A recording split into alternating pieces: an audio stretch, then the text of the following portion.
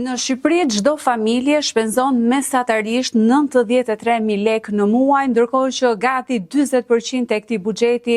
shkon kryesisht për ushqime të bazike, sipas të dhënave më të fundit të zyrtare të publikuara nga ana Instat. Produktet të bazike, sikundër është vaji, perimet apo edhe buka, duket se përbëjnë gati gjysmën e të ardhurave mujore, ndërkohë që për hir të vërtetës, në 2 vitet e fundit, çmimet janë rritur ndjeshëm.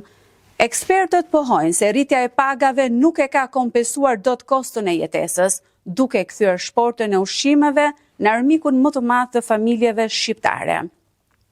Sakaj, sipas ekonomistëve, kjo tregon një ekonomi të brisht dhe një hendek që po thellohet mes shtresave, ndërkohë që sociologët thonë se shumica e popullsisë jeton vetëm për të përballuar ditën e sotme, pa mundësi për të kursyer apo për të menduar për nesër.